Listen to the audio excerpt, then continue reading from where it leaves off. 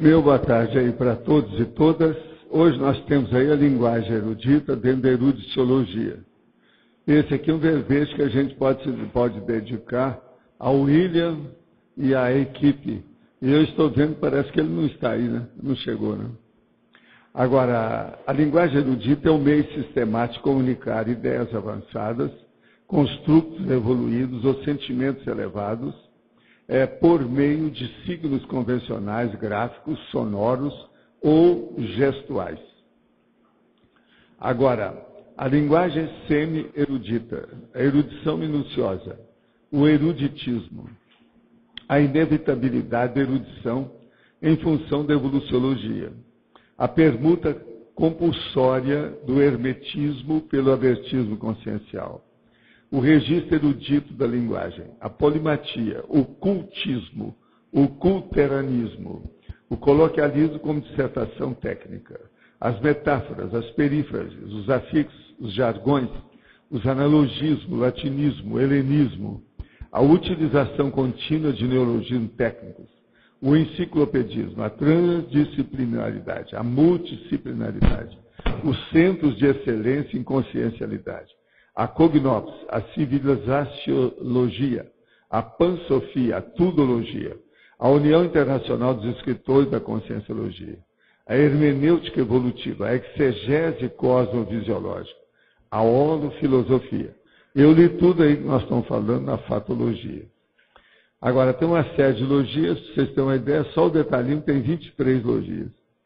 Agora, existe aí também a taxologia, onde nós mostramos 20 vocábulos admissíveis como componentes da linguagem erudita e que são incluídos nos temas e verbetes da enciclopédia da Conscienciologia. Aqui está a opção deles. Você, Rosa, se quiser, pode mudar exegese para exegética, se você achar que é mais conveniente. Agora, no fim, nós falamos, a linguagem erudita é consequência inevitável da evolução da comunicabilidade interconsciencial, desde os vagidos e grunhidos até alcançar o mega clímax transcendental do conscienciês. Você emprega a linguagem erudita nas comunicações? De qual natureza? Em quais universos de manifestações? Eu quero dizer que hoje tem uma certa coincidência de números inteiros. Esse verbete é o 1020, tem 4 páginas, tem 50 logias e tem 10 máximos. Agora, tudo isso pode ser. Esses 50 logias, preciso ver que talvez tenha 51, eu preciso examinar com calma. Eu também já cheguei à conclusão que tem 51. Agora, você, se quiser aumentar, pode aumentar a colegiologia, que faltam só 3, já tem 4 aí. Agora, ó, eu queria aproveitar para dar aqui aos meus, meu setor e departamento de prestação de serviço, né, como eu sempre falo. Hoje eu tenho uma coisa, há uma xepa intelectual lá atrás, com desconto de 50% dos livros, uma boa parte dos livros são novos, agora 100% da arrecadação vai ser para o tertuliário. Quem é aí do tertuliário que está aqui hoje, que é bom saber disso. Está com a Flávia. Ó, entre os 22 livros que a Graça deu, tem 6 livros que ela deu aqui, ó, da biblioteca dela particular. Ela deu para ajudar o tertuliário, tá certo? Esses livros vão ser vendidos com 50%. A maioria deles são novos. Olha os livros que tem ali. Michel Foucault e outras coisas mais, ó, vale a pena ver. Agora, ó, 50% é xepa. Aqueles que estão querendo mexer, e isso está bem dentro, por incrível que pareça, do tema de hoje, que é erudição. Tá certo? Linguagem erudita. Agora, ó, eu queria saber, tem gente aí daquela equipe que está estudando a longevidade aí? Tem ninguém? Ah, tem. Tem vocês duas aí que são, não é isso? São as jovens da longevidade, dos idosos. Então, ó, vocês aguentam lá que eu vou falar umas coisas aqui. A Folha de São Paulo trouxe naquele caderno do equilíbrio, agora, de quinta-feira, anteontem, o problema de qual é o segredo da longevidade. A legião de centenários. Como ouvi dos moradores de Vilcabamba, povoado do Equador, que tem 10 vezes mais moradores, com mais de 100 anos que a média mundial. Vocês sabem que na década de 60, eu já tinha me preparado para dar um pulo e passar uma temporada em Vilcabamba, que ninguém sabe o que é lá. Eu sou uma pessoa curiosa. Eu quis fazer a pesquisa, mas, na ocasião, apareceram uns convites imperdíveis para ir para o exterior, para a Europa. Eu fui embora, passei uma temporada fora, não deu para ir. E depois disso, eu não tive mais ambiente para chegar lá. Eu ia para o Equador, para ficar lá em Vilcabamba uma temporada, para sentir as energias do lugar. Porque todo mundo que já estudou, ninguém falou nada em matéria de energia. Agora lá, ó, é muito interessante porque é uma espécie de um vale no meio de montanha. Olha só, a gente está aqui. É isso aqui, ó. Agora, sempre me chamou a atenção o jeito que chamou a atenção desse povo. Um argentino agora escreveu um livro, mesmo não sabe quando é que vão lançar no Brasil. Já está programado, é a editora Planeta que vai lançar, chama Eterna Juventud, Vivir 120 anos. Mas o lançamento ainda não está marcado quando é que vai sair esse livro. Agora, ele mostra lá, um dos casos do livro que ele fala. Dom Juan Medina parou de beber aos 106. De vez em quando ainda toma um puro, que é aguardente. Mas não mais do que uma por dia. Fuma, mas muito menos que quando era jovem. Ali pelos 70 anos, ele era jovem. Aos 112, não conseguiu largar o chamico, que é um cigarro feito com a erva alucinógenas, que eles usam lá. Então, por exemplo, precisava de saber se é esse alucinógeno, se é o ambiente, se tem energia, o chakra da terra lá, se tem algum processo. A água, por exemplo, eles já pensaram os americanos, mas nada ficou comprovado. Os franceses acham que é o processo da alimentação deles, porque eles não comem muito carne, eles comem mais vegetais. Agora, é muito estranho que a maioria bebe, tem esse alucinógeno, fumam e está tudo de qualquer maneira. Ó, esse homem está aqui, ó, ele tem 112 anos. Ó a cara dele. Agora, a diferença deles com a gente é de 40 anos só. Agora, médico e escritor argentino lança um livro sobre a população de Vilcabamba, no sul do Equador, que vive muito mais que a média mundial. Medina, por exemplo, em Vilcabamba, é um povoado com cerca de 4 mil habitantes no interior do Equador, 650 quilômetros ao sul da capital, Quito. Agora, que a paranoia pela vida saudável ainda não encontrou nada, uma solução para ver o que é que tem ali. Agora, seus habitantes fumam, bebem álcool, comem muito sal, tomam muito café e usam drogas. Como é que é possível? É tudo contra aquilo que a gente faz. Como é que vocês explicam uma coisa dessa? Por isso que está todo mundo de olho. Agora, que eles não têm preocupação, não há dúvida que os conflitos deles são mínimos, são. Então, esse negócio de acabar com o conflito, todo mundo sabe que isso aí ajuda. O coração funciona melhor, a circulação, esse problema todo. Então, isso é um negócio sério. Agora, a coisa mais séria que tem, e era isso que é uma das coisas que eu queria ir lá para ver. Lá é o único lugar que os homens vivem mais do que as mulheres. Como é que você sai dessa? Então, uma das coisas que eu queria estudar era isso. Fazer uma enquete com tudo quanto é mulher para ver se elas são normais e depois com os homens. E ver como é que é a vida sexual desse povo também. Para ver o processo de hormônio. A testosterona lá está falando mais alta. Eu preciso de ver por que é isso. Isso aí o povo ainda não falou. Os homens vivem mais do que as mulheres. É o que está falando aqui. Agora, a média lá de centenário é 10 vezes mais que a média do mundo inteiro. São centenários saudáveis. Vamos entender bem. Agora, outra coisa. A água foi o que eles acharam. Depois a alimentação. Que a base lá é na base de milho, batata, vegetais e pouca carne. E tem uma vida tranquila. E para mim, o negócio da vida tranquila influi nisso. Agora, por exemplo, se eu chegar lá e sentir que tem muita energia no ambiente, isso já muda. Para mim, isso é um dos fatores sérios da história. Agora, o pior, depois dessa dos homens, tem uma pior para vocês. Até os cachorros vivem mais. Cerca de 25 anos lá. Ninguém descobriu a causa. Senão, se a pessoa descobrir o que é isso, você vai ficar rico. Eu já falaram aqui. Apenas comer 30% menos do que deveria garante vida mais longa, diz o médico e escritor Ricardo Kohler. Os longevos são sempre gente magrinha.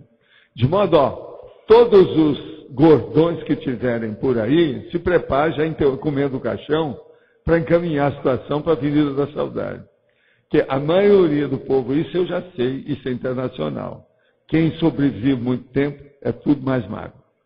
Agora, a expectativa de vida está ligada a serviços de saúde. O centenário de Vilcabamba leem sem óculos. Agora, essa eu ganho. Conserva os dentes originais. Essa eu ganho, que a maioria dos meus dentes são originais.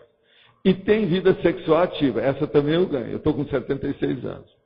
Seus cabelos ficam brancos, mas voltam à cor natural sem explicação. Essa o meu avô ganhou, porque ele teve isso.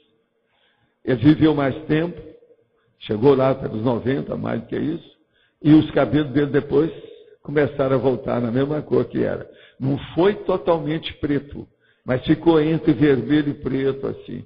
Voltou. Agora, todo mundo queria saber o que era. Outra coisa, o meu avô era careca. Então a turma queria saber o que aconteceu com ele. Se foi remédio no fim da vida, alguma coisa. Eu nunca descobri o que era. Esse era um dos motivos que eu queria ir lá. Que eu queria juntar o fenômeno do meu avô com o fenômeno de Vilcabamba, para ver o que se passa. Agora, outra coisa. Uma das coisas mais sérias que eu acho que a gente devia estudar lá, o que é? Vocês têm uma ideia? Eu ainda não falei. Macrosoma. O que é que tem que ver o macrosoma com essa longevidade? É uma outra coisa para se estudar. Sei lá, entende? Agora, lá realmente, de todo lado que eu andei estudando esse processo de longevidade, é o lugar mais curioso, mais atraente de tudo que tem. Eu sinto que isso foi uma das pesquisas que eu não consegui fazer na minha vida. Agora, há 40 anos eu já estudava isso aqui. Agora, vocês é bom pegar isso aqui, examinar, e outra coisa, quando sair o livro do Kohler, o argentino, você arranja para mim, viu, Cátia? Da editora Planeta. A gente vai ficar de olho aí. Porque esse aí eu quero ler com calma. Esse negócio de Vilcabamba, outra coisa. Existe recorte sobre Vilcabamba aí na Holoteca, tá? Que há muitos anos eu já estudo isso aí. Eu mandei um monte de material para lá. Agora, vocês que estão estudando os idosos, isso aí é um prato cheio. Vocês não podem recusar. Viu, amigo? Dessa vez eu te passei a pedra. Não adianta. Ganhei, viu? Quinal. Ela sempre ganha de mim certas informações, mas dessa vez, de vez em quando eu preciso fazer uma exceção, senão fica ruim, né? Fica parecendo que eu estou gaga, né? Tem que dar um jeito. Afinal de contas, nós estamos estudando longevidade. É um negócio que me interessa sobremaneira. Tá certo? Agora, gente, a linguagem erudita.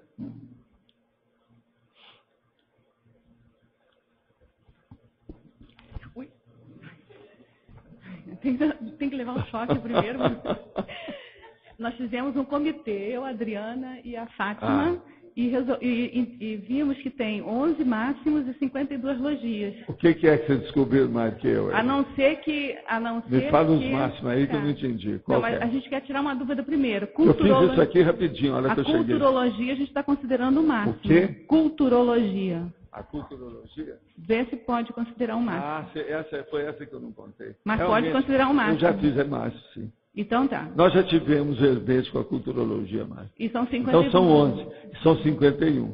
Tá certo. 52 logias. 52? O que vocês descobriram? Aí eu não, por página, a primeira página a gente viu 12, a segunda página a gente viu 26, a terceira 10 e a última 4. Então, deve ter sido essa última que eu não contei direito. Tá bom. Se a gente acertou? Tá bom. Quer dizer que é mais. Parabéns para nós.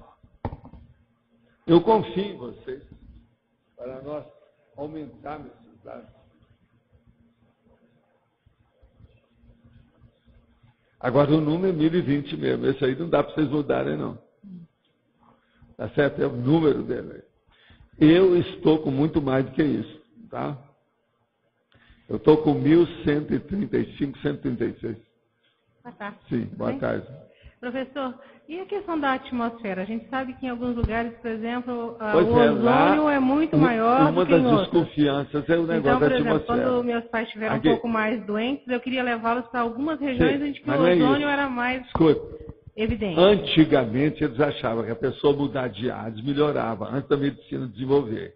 E outra coisa, quando eu comecei a ter hipertensão, eu comecei a verificar que a pressão atmosférica influía em mim. E eu comecei a lembrar do meu avô, que ele tinha um negócio no pé, que a hora que mexia no dedo dele, assim, daqui tantas horas vai chover. 80% dos casos ele acertava. Então, existe um processo de atmosfera, devido ao problema de temperatura e umidade relativa do ar, E que composição influi química nisso. também, né? Pois é. Então, outra coisa. Hoje, a medicina admite aquela minha hipótese, que a pressão atmosférica realmente influi no processo da pressão humana. Entendeu? Devido ao ambiente, o óleo pensene. Às vezes ela muda de atmosfera, ela chega até inchaço nos Pois é, membros. pois é. Né? Agora, veja, lá é como se fosse um buraco, como se fosse um vale fechado, reservado. Deve ser isso, uma vida tranquila. Deve ser, esse é. Agora, para mim, é um conjunto de fatores. A única coisa que eu queria era excluir ou incluir os fatores multidimensionais parapsíquicos nisso. Em matéria de energia, por exemplo, eu não sei. Eu vi muito lugar no planeta, você está entendendo? Mas esse aí eu não vi. Esse aí eu queria ir fisicamente, porque esse fisicamente não resolve. Eu quero ver fisicamente. Vamos fazer uma... Eu senti como é que é. Agora, uma vez teve um rapaz que queria ir lá para me representar. Fazer tudo que eu ia indicar para ele o que ele queria fazer. Mas não deu também, porque ele casou. Casou e mudou, então não deu. Não foi para Vilcabamba, ele casou e mudou para outro lugar. Tá bom, obrigada. Tá certo? Esses dias eu vi na televisão também uma senhora com mais de 100 anos, fuma, bebe, come carne de porco, faz o diabo, é também magrinha, né? Agora é interessante isso, porque... Sei, mas aí agora é um processo, esse aí a gente explica. É um processo de metabolismo, anabolismo e catabolismo. Se ela está magra e come e bebe de tudo assim desse jeito, pode ser só isso. Está entendendo? Porque o metabolismo funciona, extrai as coisas todas, ela está com uma boa genética, ela aguenta bem. Isso aí é mais ou menos normal. Eu não vejo nada demais, não. O que eu supus como leigo que ela come, e sei lá, o organismo dela não aproveita, não sei. Pois é, mas agora o problema todo que eu vejo é o seguinte, por exemplo, no meu caso pessoal, eu como cobaia, as coisas que eu examino é o seguinte, eu sou muito vítima dos processos modernos, que eu uso todos os processos avançados da tecnologia, desde a comida aos aparelhos, à vida. O meu corpo é uma máquina, minha casa é uma máquina, meu escritório é uma máquina, tudo que eu mexo é uma máquina. Isso influi, por um lado, positivamente e, por outro lado, negativamente na minha saúde. Então, por exemplo, a hora que eu fiz esse levantamento para ver como é que eu estou, eu tenho um pouquinho do processo na carótida, que é o que eu estou tomando remédio agora para largar o negócio. Agora, isso é deposição de ateroesclerose. Agora, isso não afeta em nada em mim, porque não está afetando minha memória, minha elaboração de pensamento, o processo de juízo crítico, não tem nada. Isso ainda não afetou nada em mim. Agora, tem uma coisa, na minha família, pro lado da minha mãe, que é o lado do meu avô, esse que eu vivi, muita gente ficar com Alzheimer, muita gente com senilidade, entende? Agora, isso tudo, eu também ainda não tenho nenhuma demonstração disso até o momento. Agora, o meu avô, por exemplo, ele foi lá por quase 100 anos, mas ele já estava senil há muito tempo. Durante os últimos anos, mais de uma dezena de anos, ele estava bem senil, bem alterado. Então, o problema da lucidez, no caso, influi. Agora, veja, eu faço isso tudo. Uma vez a Ami chegou para mim e falou assim, nós estamos perdidos, porque você, médico, domina toda a situação. Olha tudo sobre a sua saúde. Você entra nessas coisas todas, tem até câncer na cabeça. Como é que fica com a gente? Em parte ela tem razão, mas agora veja. Eu sou uma pessoa que me exponho demais ao processo moderno. Esse povo de Vilcabamba não tem nada a ver com isso. Eles estão vivendo uma vida primitiva da natureza. Eu procuro compensar a minha natureza. O que é que eu compenso? Por exemplo, vocês têm uma ideia? O que é que eu compenso os processos técnicos? O quê? A casa. Olha lá, ela lembrou. A minha casa afogada na natureza, cheia de inseto, bicho, de tudo quanto é jeito. As árvores que chegam com as frutas na janela. Eu tenho na janela até na frente da casa, vocês sabem, que tem lá a condessa, entende? Que é a mulher do conde, aquela fruta. Mas essa aí só tem que ela não é boa. Mas ela está carregadinha. As frutas estão chegando na janela e batendo lá. E olha, já tem umas desse tamanho. Está vendo? Então, isso tudo é o problema da interação com a natureza que eu procuro para que o asfalto não domine a minha vida. Para que a selva de pedra não me mate. Você está entendendo? E eu acho que é isso que a gente precisa fazer em geral para todo mundo aqui. Eu já vi, por exemplo, tem alguns dos condomínios que eles estão fazendo que está faltando árvore. Sabe de colocar mais verde lá dentro. Isso é a minha opinião. A gente tem que ficar. Nós já viemos para perto da mata de propósito. Eu mesmo, desde o início, quis comprar essa mata. O cara, na ocasião, não quis vender. Mesmo que ela seja não edificante, que a gente vai comprar só para preservar, vale a pena. Que as matas nossas aqui, ó, ontem nós fomos lá para encontrar com o Marco. A hora que a gente atravessa aqueles 25 quilômetros no meio da mata, é uma coisa impressionante a mata, como é que ela está fechada. Os cipós que tem nessa mata é mais corda do que aqueles dos navios mercantes. Está entendendo? Aquelas cordas que tem. O cipó que tem aí é mais do que aquilo. O tanto de borboletinha que tem durante a noite, mesmo numa noite igual a de ontem, é uma loucura. Agora, nós vimos um par de gaviões, ó, desse tamanho assim, ó, que pararam e começaram a olhar para a gente lá, a hora que o carro estava passando. Gaviões da mata. Agora, é uma coisa, a natureza aí não é fácil. Uma outra coisa, vocês sabiam que numa dessas explorações lá, aí da mata, lá junto lá do Hotel das Cataratas, um turista se perdeu durante uma semana lá no meio da mata e foi uma maior dificuldade para achar o homem? Vocês sabiam disso? Essas coisas não apareceram muito por aí. Nós ficamos sabendo por causa das discussões que eles fizeram lá. Outra coisa, encontraram o cara todo esfarrapado, picado de mosquito de tudo quanto é jeito, mas sobrevivendo em alto nível. Ele comeu tudo que ele achou na mata para poder sobreviver. Agora, veja, eu falei, ele era um boboca, porque tem certas coisas que é fácil de achar, não é tão difícil assim. Mas ele estava desorientado, né? Desou. Se perdeu uma semana. De modo, Arlindo, eu quero te falar, tá? Cuidado, viu? Agora, essa senhora, inclusive um médico ali, deu opinião na hora, perto dela, foi esses dias aí na Globo até, aí disse que o organismo dela é excepcional. E ele recomendou, mas ninguém deve imitá-la de comer carne de porco, fumar, papai, ele era coisa do organismo. O meu avô, por exemplo, e a minha turma lá, ficava com os processos de Alzheimer por causa da carne de porco, por causa do tocinho. É tanto que eu conto sempre aquela história, que eu vi isso acontecer com a minha mãe. O meu avô era acostumado a comer tocinho. Então, a hora que ele chegou lá pelos 60 e tantos, eles começaram a dar para ele a batata do mesmo modo do tocinho. Tirava a casca, aquele negócio todo, e cozinhava. E dava para ele. E ele falava, ei, tocinho gostoso. E comia. Ele morreu comendo tocinho gostoso, que era batata. Entendendo? Que era o jeito para tapeado, porque ele era acostumado com tocinho. E lá era comum isso mesmo. Na minha infância a gente tinha mais, era carne de porco. Era mais do que galinha.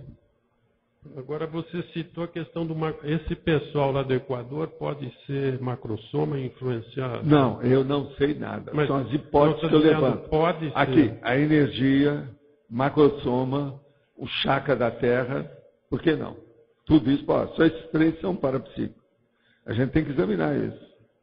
Agora, outra coisa, eu quero ver como é que é o ambiente em si. O holopensene, isso é muito importante. Sabe lá, se alguém teve lá, um serenão viveu lá uma temporada, há muito tempo e deixou as coisas arrumadas, do jeito que eles arrumaram o cérebro da gente, pode ter arrumado um ambiente, um holopensene. E esse pessoal ser magro também. Todos que eu vejo centenários que aparecem na televisão, nisso, naquilo, são magros mesmo. São magros. Isso Agora, aí... o que é importante é que lá já teve muita gente, ainda tem ainda com 120 anos. Agora, o caminho disso vai ser aquilo que eu falei, não é só 150 não. Nós vamos poder viver até 250, eu acho, a biologia permite isso. Eu falava isso há muitos anos, hoje já tem uma escola que já admite isso.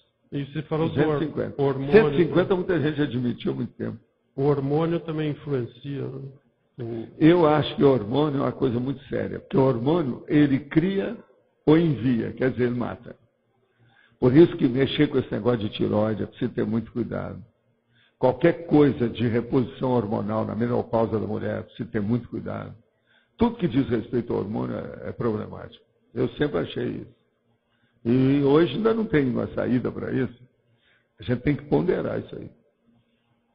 Tá certo? Agora, por exemplo, eu quero ver nesse livro desse Kohler, do argentino, o que ele está falando sobre o sexo lá, como é que é. Para ver como é que é a situação. Mas, por exemplo, o número de filhos, o planejamento familiar, isso aí é importante. Por exemplo, se lá tem pouca gente que nasce, deve ter algum processo, então, hormonal com processo sexual. Sabe de ver o porquê. Todos esses fatores também, o contrário tem que ser lembrado. Agora, gente, em matéria de pesquisa humana, biológica, isso aí é o máximo. Eu sempre achei, foi isso aí uma das coisas que eu queria fazer quando eu telefonei para o nosso amigo lá, sabe, o grandão lá da física, o brasileiro. E ele falou, Valdo, não entra nisso não, você está muito mais avançado, isso aí não é seu caminho. Deixa que você vai, eles vão brigar com você de tudo quanto é jeito, você tem umas ideias muito avançadas. Isso foi o nosso amigo. Pelo telefone ele me deu conta. Agora, veja, eu estava disposto, eu estava com dinheiro, com disposição, comecei a fazer as minhas pesquisas para o exterior. Então eu telefonei para ele e falei assim, me dá um palpite. Eu estou falando é do César Lattes, gente, que ele me ajudou na opção de coisas. Eu pedi para ele, o homem era uma cabeça. Eles falaram até que ele estava doido, mas o homem era um gênio. Gênio. Eu já vi, depois que o cara morreu, não tinha nada de doido, não. Era muito equilibrado o César Lattes, uma cabeça. Físico. Fora de série, é o físico brasileiro. Agora, ele é que me tirou da julgada da questão da pesquisa. Foi depois que eu comecei a fazer, então, a pesquisa lá em casa, com o processo da pia, só para ver os problemas nossos de energia, que naquela ocasião eu queria ver o troço de Vilcabamba, queria ver o processo da luminescência, que é isso que eles já descobriram aí, queria ver o problema o processo da respiração vegetal e humana, com todos esses problemas, queria ver o problema o timo, tem uma série de coisas que eu tinha interesse. Tudo dentro do processo biológico, humano. Agora, esse pessoal também, geralmente, é bem lúcido pelas entrevistas que a gente vê. Não, esses de Vilcabamba são lúcidos. É esse que eu estou falando? Não, todos que eu vejo aparecem na televisão centenários. Não, eles já levam lá a pessoa que é. Geralmente são. Eles são escolhidos, né? Agora, o problema é que Vilcabamba é diferente. O povo tudo é lúcido. Lá é mais. Agora, por exemplo, esse negócio de ler sem óculos, eu leio sem óculos. Negócio de dente, eu também cuido. Mas agora, por exemplo, eu não posso comparar. Meu pai era dentista, eu sou dentista. Eu cuido dos meus dentes. Então não tem vantagem nisso. Você está entendendo o que quer dizer? Então precisa de ver por que lá. Deve ter um motivo. E lá eles não têm. Agora, questão de olho, isso é outra coisa, porque eu leio demais, eu leio mais do que eles. E como é que eu tenho olho? Para poder ler, meu negócio é miopia. Agora, miopia eu tenho desde os 13 anos. Agora, até que ponto, por exemplo, que o negócio da miopia foi devido ao meu nascimento? O negócio de ter rachado a minha cabeça na hora de nascer, que eu também não sei. De dente pode ser alimentação, porque eu tenho dente conservado, mas eu faço uma escovação acima da média. Aqui. Pois é. Mas você faz aquele negócio das 22 vezes, né, que se mastiga, não é isso? Não, eu fico meia hora fazendo, geralmente. Agora, lá eles não devem fazer essa escovação. Não. Por isso que a gente tem que ver, tem que fazer essas comparações todas. Agora, que eu acho isso fascinante, acho. Ô, Érica, você não acha o máximo se você fosse a Vilcabamba para fazer uma pesquisa? Gente, é isso que é a chamada curiosidade científica. Essa aí, para mim, é um dos tops que tem na Terra. Eu que rodei, que vi tanto lugar, aquele monte, por exemplo, do Hawari, lá, onde tinha o vento encarnado, você podia chegar lá, você tinha que tirar tudo em você. Se fosse de óculos, o vento tirava o óculos na hora. Agora, vento encarnado, 24 horas, o ano inteiro. Agora, O outro lugar que tremia, a cada meia hora dava um tremor de terra. Tem um monte de lugar desse. Mas isso aí é fichinha. Agora, Vilcabamba é outra coisa. em cima É a disso, pessoa. eu queria perguntar, aqui em Foz tem esse problema das energias ótimas aqui, Chaco. Tem, Isso aí tem. influencia também no Influencia. Agora, por exemplo, esses problemas todos da natureza ser exuberante, ela passa a dar conta. As tempestades aqui são espetaculares. O vento, às vezes, é espetacular. O processo do verde o ano inteiro, é muito estranho isso aí. O verde o ano inteiro, nessa zona rural nossa aqui, é um fato. Faz 13 anos que eu vejo isso. Essa terra roxa é mais fértil do Brasil. Pois é, mas essa é a mesma terra da minha terra, né? Lá em Monte Carmelo é a mesma coisa. É a terra do calcanhar vermelho. Todo mundo fica com o calcanhar vermelho. Você vai andar sem sapato, com o tempo tinge o seu calcanhar. E não tem jeito de sair, não. A pessoa tem que pegar o sapato e passar alguns anos até limpar. Mas porque fica vermelho mesmo, por causa da terra. Por causa da acidez da terra. O povo aí fala, o povo que fala, o povo do pé vermelho. Pois é, não, o calcanhar pé vermelho. É a terra de Monte Carmelo, é o calcanhar vermelho. Agora, só uma pergunta sobre erudição. No verbete, você mistura as coisas. Tem muita coisa de erudição, tem muita coisa que é popular. Você faz uma mescla. Você queria entender? Eu dou uma cosmovisão do assunto. Mas agora, veja, lá no fundo tudo tem uma convergência. Está tudo certo. Você pode olhar que tem. Agora, aqui na taxologia, aqui que são só... Geralmente são neologismos aqui, não? Alguns? Não é bem neologismo, não. Aqui não tem tanta, não. A crasia é coisa antiga. A lexitimia, até um certo ponto, que isso foi criado no fim do século passado. Parece que não tem. A cribologia é coisa antiga. A própria Igreja Católica usava isso. Mas isso aqui você a telia também é coisa... A telia é da turma do Max. Não tem neologismo. Dos gregos. A telia não tem um neologismo. Eu que falei.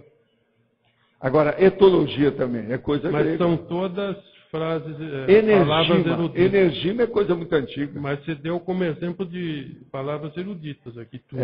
Agora, ó, aqui tem mais termo que a gente poderia colocar. Como é que é aquela do portão lá da entrada? Essa não tem, ó. Poterna, não aqui tem. Dá para pôr um monte. Agora, ó, vê se você pede para a turma, para a gente ampliar isso aqui, que são nomes, que é bom a gente chamar. Não tem neologismo, eu me enganei. Poterna não tem, não. Ó. Acho que não tem um neologismo aqui. Parece. Não, neologismo tem. Tem, qual é? Aqui? Tem. Alextimia. Esse foi criado na última quartel do século XX. Mas eu sei, eu estudei isso mais. A grande maioria não é neologismo. Não. Orismologia mesmo é antigo, polimatia é antigo, protimia é antigo, ontologia é antigo, noção é coisa, inclusive, do direito. Não tem muita coisa mesmo, não. Mas isso... Aqui, talvez mesmo, a lextimia. O mais tudo já tem cabelo branco. Já é de idade. Mas você pegou... Não, eu peguei aquilo assim, porque que tem um são monte, da linguagem erudita nossa, né, que nós usamos. Agora, essa linguagem erudita aí é usada numa série de linhas científicas, né? Não é só a gente. Então, ok. Obrigado. É isso? Tá ok? Mas então, Jarbas, o que é que tu contas? Bom, eu queria saber como que faz a dosagem assim, didática entre a linguagem erudita e o coloquialismo didático na divulgação científica. Não na criação do... Olha, a minha técnica que eu uso, eu tenho uma que eu andei estudando isso muito desde a época do ginásio lá com o chefe lá, que tinha, o meu professor de português, tinha um livro. Tinha mais de um livro. E ele tinha um processo na perna. Então ele escrevia muito, mas era uma cabeça. Agora, tem até livro dele aí na holoteca. Agora, veja, foi ele que escreveu um livro de polêmica para falar sobre maquinário ou maquinaria. O que era o correto? Você vê, escreveu um livro só sobre isso. O homem era uma cabeça. Agora, através dele, então, porque eu divido a perna dele, de vez em quando eu frequentava a casa dele e conversava. Porque eu era da administração, era a coisa mais fácil fazer amizade com os professores, entende? E esse foi meu professor durante alguns anos. Agora, o que é que se passa com ele? Eu, então, falei com ele assim, eu quero fazer esse casamento entre a linguagem popular e a linguagem culta, é a chamada erudita ou semi-erudita. Agora, ele então virou para mim e falou assim, olha, você sabe, eu particularmente, eu sou mais purista. Eu sou contra a gíria, sou contra isso tudo. Mas agora, se você quiser colocar, a primeira coisa que você tem que fazer é o jargão técnico. Em vez da gíria grossa, você usa o jargão daquela linha de pensamento que você às vezes está abordando. Então, com isso, você pode usar, porque o jargão, a rigor, ele é um coloquialismo técnico, se você for pensar. Mas agora veja, a orismologia já é outra coisa. Foi com ele a primeira vez que eu escutei a palavra orismologia, que a maioria até dos cientistas não sabe o que é isso.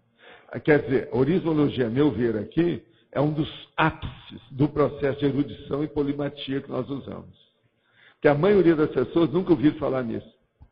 E é uma vergonha, por quê? É o estudo mais técnico que tem da terminologia, da nomenclatura, da onomástica. Você está entendendo? Tem que entrar a orismologia nisso. Você viu, né, Antônio? Olha, de lá para cá, desde que você está estudando aí comigo, você não vê muita coisa falando em orismologia. O povo não entende isso. Não acho. Eles não sabem o que é. Agora, veja, isso é antigo. E outra coisa, o prefixo orismo já é antigo também. Esse negócio já vem de muito longe. Então, no meu caso, eu depois que estudei isso lá com o professor, eu comecei a usar as coisas. Eu fazia artigo, colocava a palavra de gíria do jargão, junto com as palavras técnicas, traduzia aquilo. Hoje eu faço isso muito mais.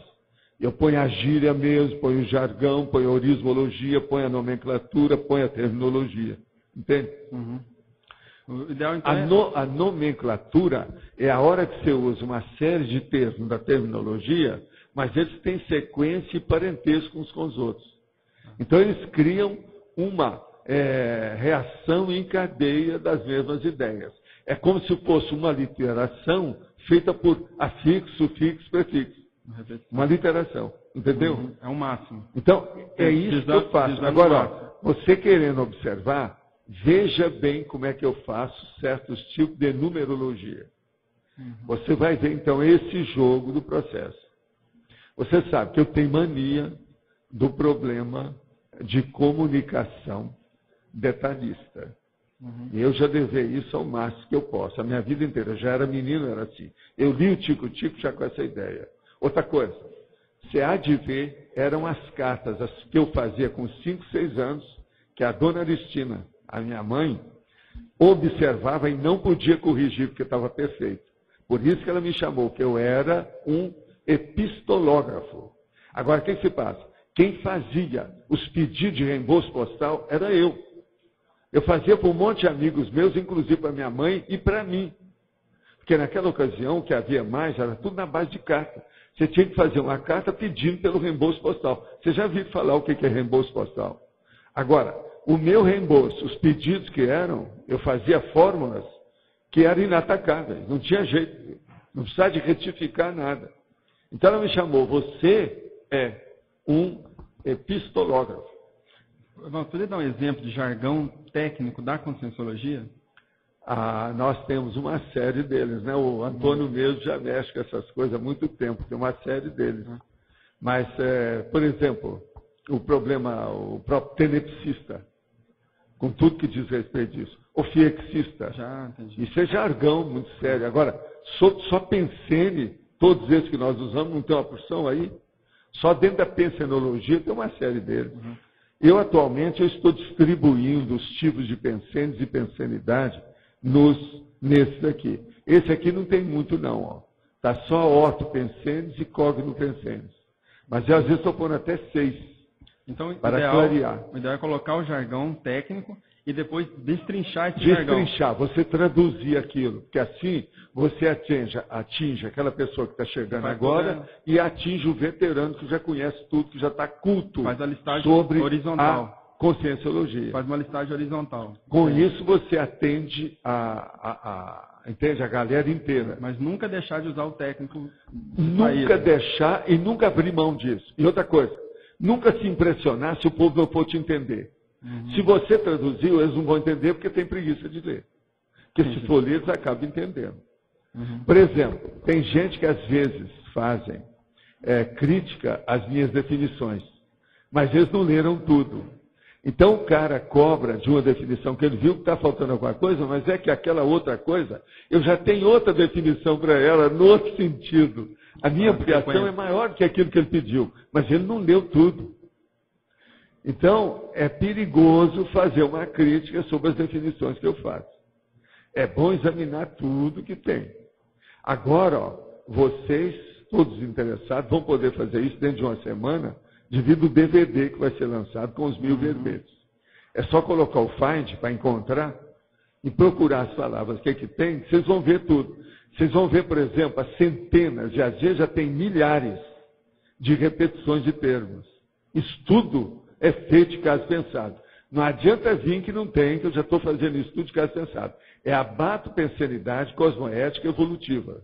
Isso é a circularidade, é a exaustividade, é o detalhismo, é a repetição intencional, didática, pedagógica. Gente, eu estou falando uma série de coisas há várias vidas. O que adiantou? Nada. Se a gente, mesmo repetindo, adianta muito pouco, pensa bem se nós não repetimos as coisas. Quem é que vai entender o que a gente fala? O negócio é o seguinte, você bateu numa tecla uma vez e acha que já está tudo feito, você está muito enganado. A pensenidade exige bater na tecla através dos séculos. Repetição, né? Senão não vai não. É o treino do atleta. Agora, eu quero falar para vocês. Eu já tive vida que eu mexi com o processo da tenese. Mas não pegou. Outra coisa, nessa minha vida, não pegou. Entra minha turma lá, os nossos parentes. O que adiantou? Olha esse povo todo. Por exemplo, o Júnior lá, com aquelas coisas dele. Um cara, esse Júnior, você está entendendo? Ele é como se fosse meu sobrinho, né? Segundo sobrinho, pessoal, meu primo. Igual a ele. É igual eu. Agora, o que se passa? Ele tem, talvez, em certas áreas, mais parapsiquismo do que eu. E nada. Agora, e aquele outro meu primo, o Rivaú França, por exemplo? Vamos falar, ele ligou ontem pedindo para falar com você. Ah, ele está querendo falar comigo? Tá. Ontem. Então depois você me dá o endereço onde é que ele está, porque ele viaja muito. Eu vou telefonar para ele. Ele está indo para Portugal já e quer falar com você. Esse cara, a gente tem que dar um jeito, eu tenho que dar uma rasteira nele oportunamente. Esse não tem saída. Ele já esteve aqui. É um rapaz mais bonito que os outros. Todo mundo viu, ficou doido. As moças todas olharam para ele, começaram a tremer. Aquilo já cria problema para ele, por causa da força presencial dele, você sabe. Ele é um problema isso aí. Mas agora, o parapsiquismo dele é uma pena total. Até que você falou da definologia, eu achei que, quando eu estava lendo, que você define meios de signos convencionais, gráficos, sonoros e gestuais. Mas você não classifica, o que classifica, não sei, eu achei, o que classifica nesses signos e nesses símbolos, o que é a típica da linguagem erudita. Eu deixo pelas pessoas, para eles estudarem, que é o processo da horizologia, isso aí varia infinito. É a polimatia. Então você não define mesmo o que caracteriza. Não, eu defini o que é a linguagem erudita. Olha só, meio sistemático de comunicar ideias avançadas, construtos evolutivos ou evoluídos, sentimentos elevados. Isso é que é erudito. Como é que é que você vai falar uma coisa que você acha que é erudita se ela não tem sentimentos elevados? Se for um negócio de bicho, não é erudito. Então a erudição, ela é psicossomática Ela é mental somática? Ela é evolutiva para mim, está bem escrito aqui. Mas E eu não estou falando isso, não. Indiretamente eu estou. Eu posso fazer isso usando termos coloquiais. Lógico. Entendi. Agora veja, com isso eu não coloquei a mão na cumbuca. Entendi. Abriu bem o leque. Se eu fizer uma coisa, você não vai encontrar nada meu assim. Por exemplo, eu faço aqui, quer ver? Vamos ler aqui uma coisa, quer ver? Eu falo assim, ó, quer ver? Sob a ótica da holomaturologia, eis, por exemplo, na ordem alfabética, 20 vocábulos admissíveis. Eu não falei, olha os vocábulos que existem. Não. Eu estou dando, por exemplo, eu não sou bobo, eu não ponho a mão na cumbuca. Que é isso? Eu nunca falei uma coisa definitiva. Você não restringiu não pode. A criatividade. Não, né? Não é a criatividade, é a realidade. Tá. Eu estou dando 20. Estou dando exemplo. Mas agora, definitivo.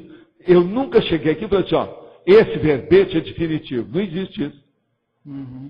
Não há nada que seja absoluto, nem definitivo, nem para sempre.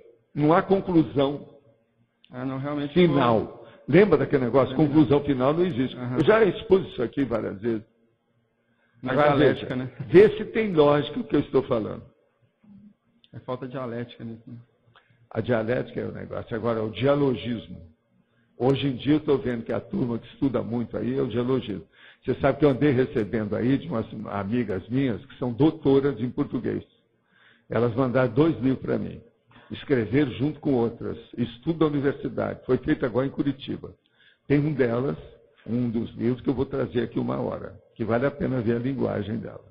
Alto nível. Ela fez até o livro, dedicou lá, falou tal. Mandou para mim, que essa aí eu nem é conhecida. É gente que frequenta as nossas coisas. Mas agora, o livro dela é muito avançado em matéria de linguagem. E ela fez naquele estilo pedagógico, que faz exercício a cada capítulo que passa, aquela coisa toda. Mas agora, do ponto de vista de argumentologia, o livro é uma perfeição. Agora, o que é engraçado é como é que todas essas professoras usam o problema da relação, né? O problema a confrontologia, você está entendendo? Esse processo tudo do duplismo. Analogia. Mas o que tem de duplismo lá, que eles falam, é tudo correto. Não há nada para você fazer qualquer restrição. Eu vou trazer o livro depois e vou mostrar para vocês, mas eu quero anotar mais, tem umas coisas que eu estou fazendo, vale a pena. Tá?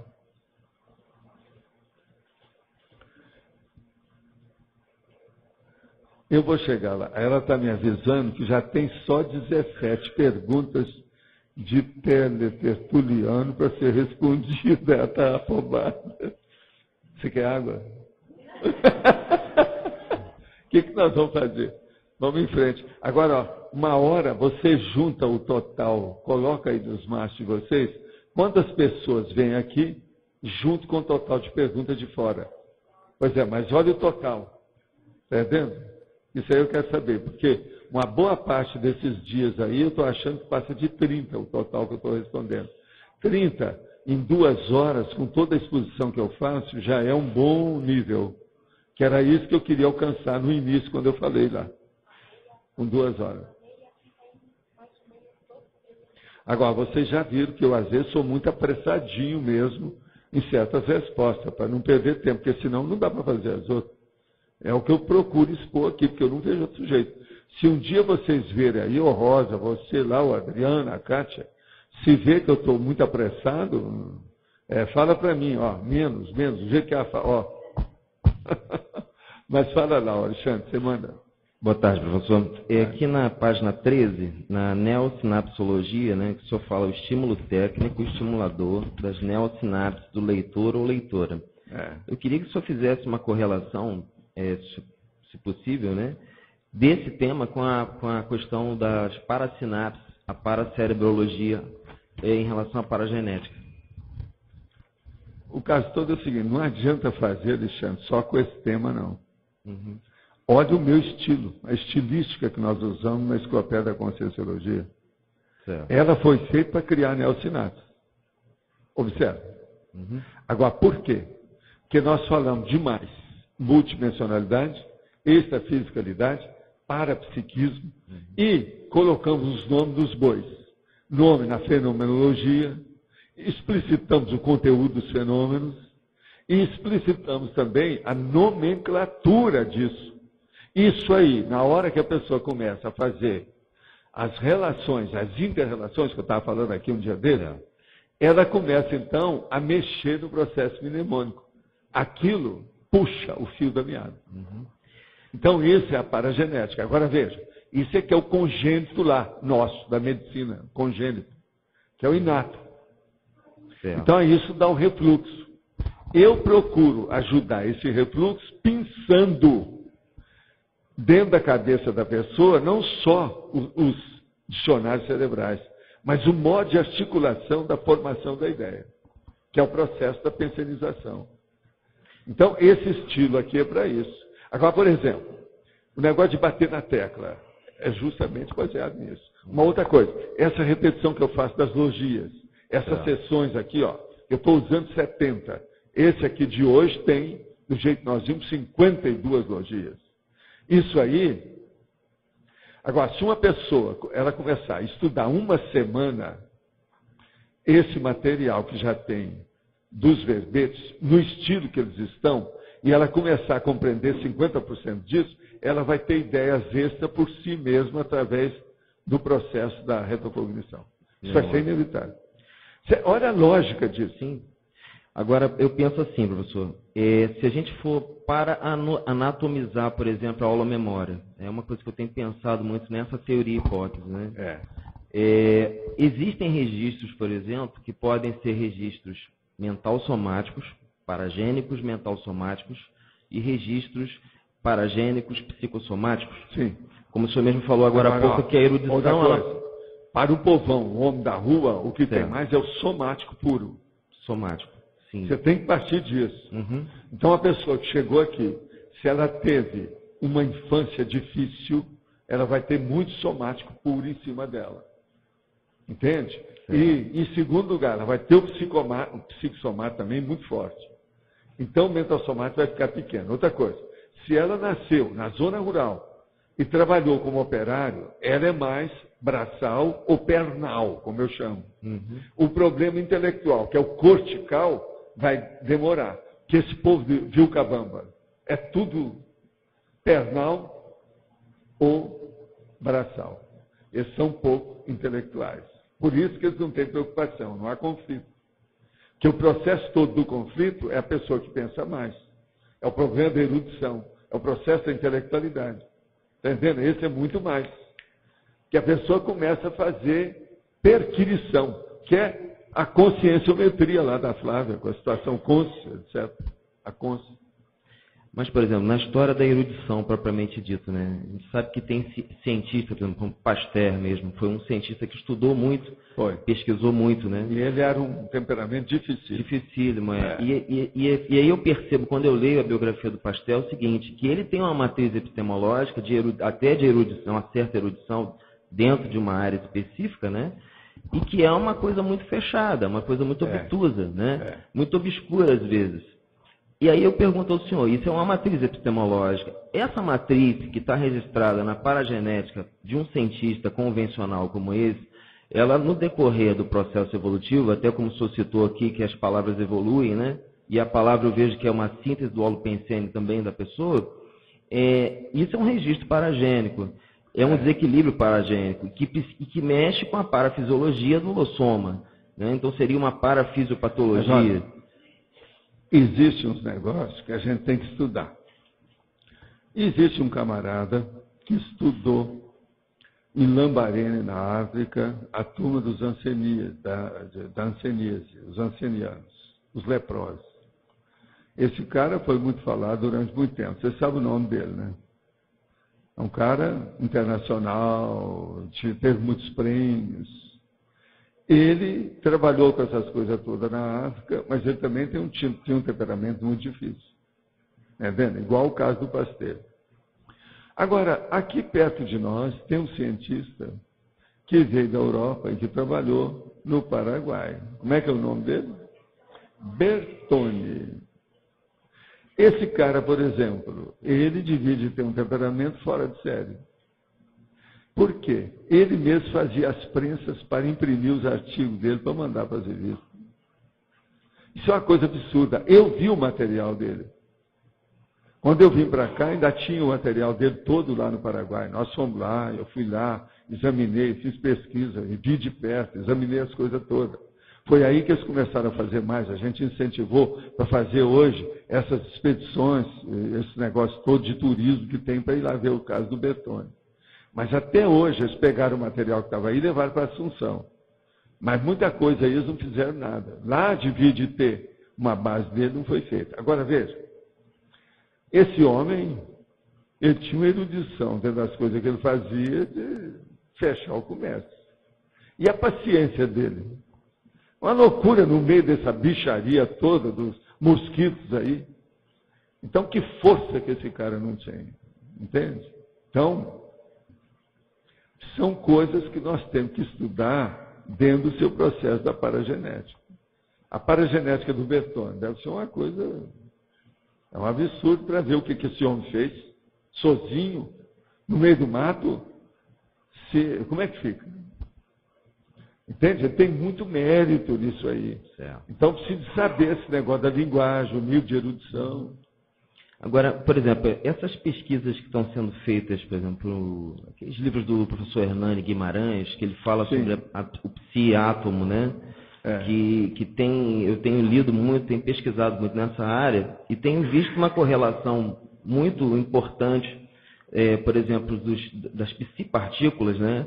Em relação às percepções, não só as percepções retromnemônicas, mas as parapercepções extrafísicas, e as partículas que são as decodificadoras, que são o que ele chama de intelecton, né? São essas partículas que agora, seriam... tem vários que andaram estudando, não foi só Hernani, não. Ele caminhou com a coisa, a gente mesmo incentivou muito ele fazer isso. Mas você acha que tem fundamento essas bases até científicas? Um certo ponto. Isso aí, cedo ou tarde, vai ter que dar nome para tudo isso. Certo.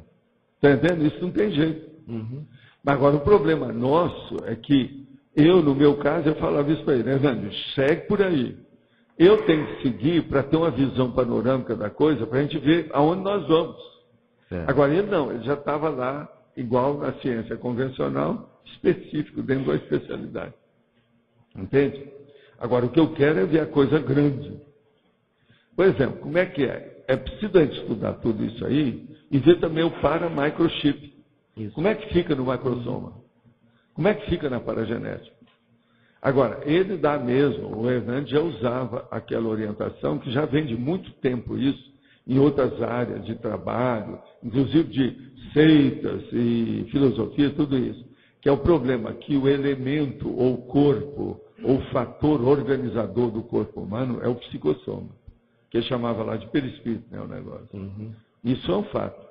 A base é essa. Agora, o problema é que tem uma ligação, que é a energia, que a gente chama hoje de energossoma. Então, essas coisas não podem ser esquecidas. Agora, veja, partícula é um negócio que ainda vão descobrir muita coisa por aí. Não só na física, como fora. Quando eles começaram com esse negócio de partícula, eu falei assim, isso aí vai longe. Daqui a alguns séculos ainda estão descobrindo partícula nova. É igualzinho estrela, é igualzinho planeta. Cada mês, se tiver mais óculos, eles vão ver mais gente, mais coisa. Tem muito por aí afora. Partícula é a mesma coisa. E assim, no aspecto até vivencial, né, até para corroborar o que eu estou falando, assim, no período que eu estava estudando mais essa parte de campo eletromagnético, eu ainda estou estudando muito isso, foram os períodos que eu tive, na minha vivência profissional diária, algumas gestantes com abortamento por problemas cromossômicos, né? Então, eu até anotei essa vivência, tenho anotado algumas vivências desse tipo. Vale a pena. Porque eu acho que existe uma correlação, eu estou vendo uma sincronicidade. Por exemplo, o Hernani também andou estudando, a gente mesmo falou muito com ele, porque você sabe, eu conheci o Hernani a vida inteira, com uma opção de coisa, a gente trocava chumbo. Eu mesmo dei aparelho para o instituto dele, para ver no escuro, os troços todos, aquele negócio todo infravermelho. Agora, o que é que se passa na história? Existe uma série de considerações que a gente tem que levar aí a efeito, levar à frente para ver, que são os detalhes do processo da próprio renascimento. O problema da genética, isso que eles estão estudando, vai ajudar muito, mas ainda não é tudo, não. Tem muito mais coisa atrás disso, por causa da paragenética. E agora, como é que se manifesta isso com o tempo? Como é que fica isso? É muita coisa que existe. Em matéria de fenômenos, por exemplo. Então, deve haver partículas disso diferentes. Então, aquilo que eu falo, estou falando isso tudo só para te lembrar uma coisa. Você já viu eu falar muitas vezes, que isso é uma das minhas hipóteses de meio século, que o serenão, por exemplo, ele tem atributos, inclusive mentais, que nós ainda não atingimos. Quer dizer, o cérebro dele, eles ainda não passaram tudo que o cérebro tem e com a bula, com as instruções de uso para a gente. Pode ser até que o nosso cérebro tenha aquilo que ele tem, mas a gente não sabe usar. Então deve ter conexões que são muito sérias nisso. Então, a hora que começaram a falar de neurotransmissores, eu mesmo falei, isso é o início do princípio do começo. Mas as neosinapses são mais sérias ainda do que isso. Outra coisa, a hora que descobriram, principalmente depois que o Einstein morreu, que eles examinaram o cérebro dele, e descobriram que o negócio não era de neurônios. Neurônio todo mundo tem igual. Agora, o problema são as sinapses. A hora que tem as correlações das sinapses, é que muda a inteligência da pessoa.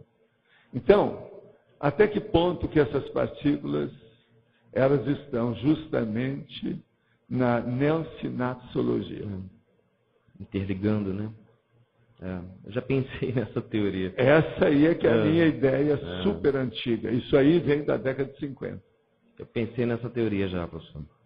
Isso aí é o nosso pensamento. Mas veja, já vão para quase 60 anos, não tem novidade nenhuma até agora. E eu procuro ler aí as coisas todas da neurociência, que eles criaram uma nova ideia, né? Uma nova coisa. Vem neurologia, neurociência. Mas muda os nomes, mas a obscuridade continua do mesmo jeito. Agora, eu estou vendo, por exemplo, que essa revista que eles têm lançado, ela é muito boa. Essa da neurociência aí, que o Siddhartha colabora. Mas eles lançam mão de todas as coisas. Daqui a pouco, se não tiver cuidado, vai ficar igual aquelas revistas da Espanha, sobre fenômeno, que tem umas que são de morte. É só besteirada, com excesso de tudo. E tudo baseado em algum fatinho. Tem um pedaço de fato assim, eles exageram o resto. Agora, nós temos que parar com isso. Daqui a pouco, eu estou com medo que essa aí da neurociência vai ficar assim. Eles já estão apresentando tanta coisa lá e fazendo correlação para preencher espaço. Esse negócio de publicar sempre e fazer jabá, que é a comida de caserna, é um problemão isso aí. Obrigado, professor. Fora do verbete, tá? Eu tive uma experiência essa noite, assim, bem forte, e em relação à questão grupal mesmo da CCCI. Eu não sei se tem a ver, né, com a movimentação que está acontecendo. E eu queria saber se você teve alguma percepção também, se ocorreu alguma coisa, para eu confirmar. Posso contar a experiência? Sei, mas olha, essa noite a única coisa que eu tive foi que eu trabalhei menos, que eu fui dormir mais tarde. A única coisa que foi, mas não teve novidade nenhuma. E a outra coisa que tem aqui é que nós estamos com a turma aí de ex-políticos que estão nos ajudando esses dias. É a única novidade que eu vejo aqui mais direto. Tá. Não, a experiência era assim, era como se tivessem, assim, muitas pessoas mesmo, né? E estava todo mundo se preparando para ir viajar ou para ir para algum lugar. Aquele grupo, ele ia se separar. Então, as pessoas preparavam malas. Exatamente. Só que aí, ao mesmo tempo que estava acontecendo, eu estou falando, estou sentindo o coronachac. Ao mesmo tempo que estava acontecendo isso, passava uma tela. E nessa tela vinham imagens assim, que eu nem consigo descrever de tecnologia que tinha ali. E ali mostravam, aquele grupo todo, mostravam vários grupos pequenos no futuro. Então eu via pessoas que estavam ali do meu lado, elas estavam com o rosto diferente, com o cabelo diferente, todo diferente daqui, entende? Completamente. Então eu via pessoas mais velhas, mais novas, era como se mostrassem assim, um panorama de como seria aquele movimento que aconteceu ali no futuro, em vários grupos diferentes. Bem, agora, mas foi muito forte. Tem assim. uma pergunta só que eu quero te fazer. Tá. As perguntas daquele povo que estava diferente, é tudo gente da Terra ou tinha extraterrestre? Não, tinha assim, por exemplo, tinha rosto de mulher que parecia branco igual da China, assim, sabe quando elas pintam de branco? Eu estou falando eles se tem com coisa. cabelo se tem coisa exótica, porque aí a mudança do padrão humanoide. Não, exótica Que, às sim, vezes, não. Era a exótica no sentido... uma diáspora, quando ela é avançada, a gente tem que ver se é uma diáspora no mesmo planeta ou se vão para extraterrestres. Agora, tinha gente que era Essas da coisas CCCI, todas já aconteceu, já teve gente que já viu isso.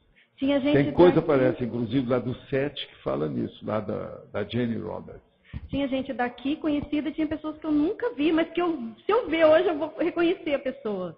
Assim, Agora, anota essas coisas e fica lá no stand-by. Vamos ver o que dá. Dona Rosa? Professor, ainda na definição, a linguagem erudita, eu queria que o senhor fizesse assim, um paralelo. O que fica de arcaico na linguagem erudita? O que se aproveita dos arcaicos? Os arcaicos? É. Você sabe, uma das sessões que eu tenho nos verbetes é a arcaísticologia. Que eu uso alguns verbetes, nós temos arcaística, quando interessa. Agora, é importante para você estudar no arcaísmo a conotação vamos dizer, da expressão ou da palavra, o vocábulo atual, com a etimologia. Porque a arcaísticologia, quase sempre, você tem que fazer o casamento dela, a etimologia.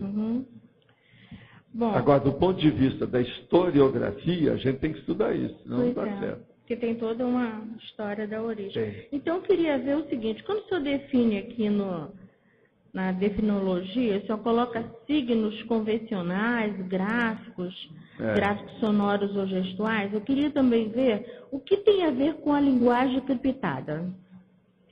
A linguagem interpretada? Não, criptada. Encriptada. Não, essa aí são coisas, são gráficas.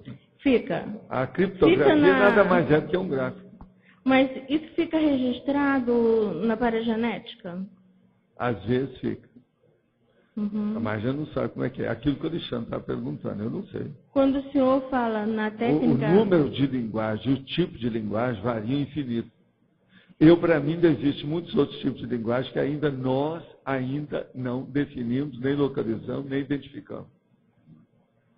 Então, esse processo ainda tem que estudar mais. Sim, outra coisa, quando o senhor fala nessa questão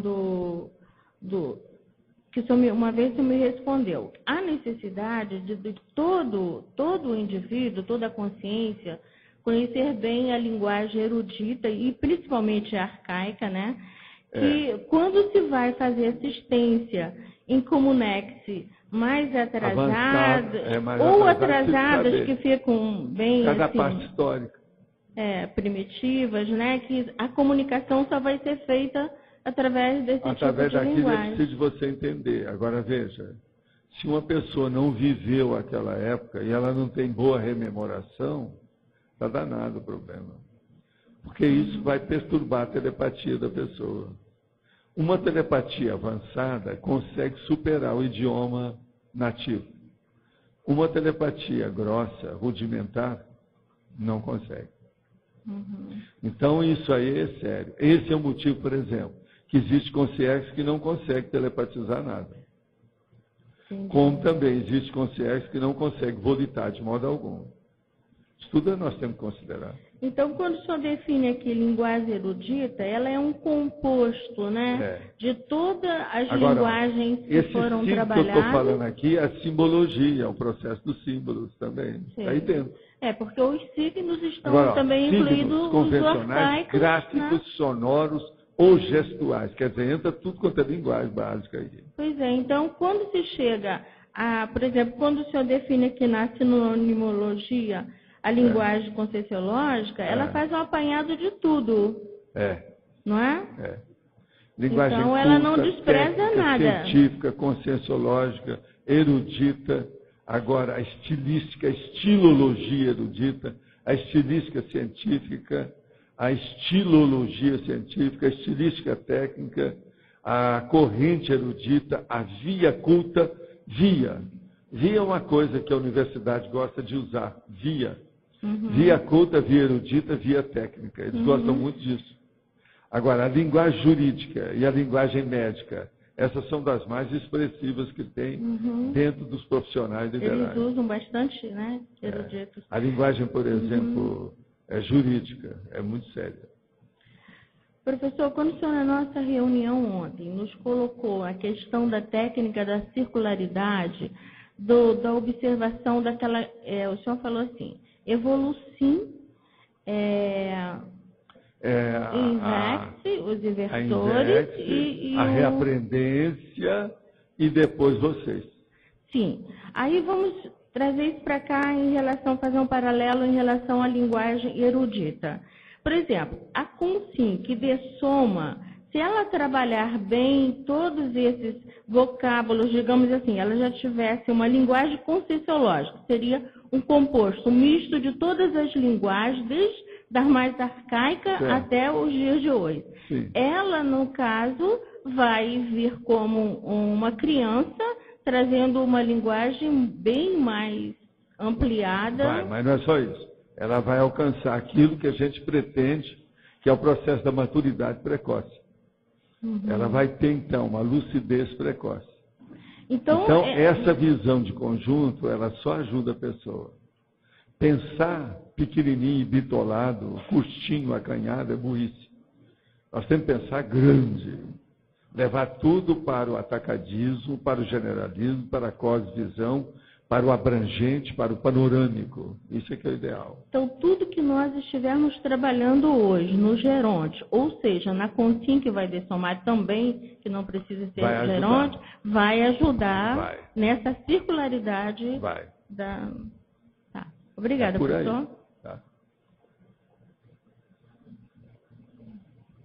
Professor, mas então, André, eu quero saber o seguinte, nos textos escritos, qual é a técnica que se usa para deixar as marcas pessoais, para você reconhecer posteriormente ou numa outra vida? Existe técnica para isso? Existe, eu já falei nessas coisas todas. Já falou? Existe. É o entrelinhamento que eu chamo.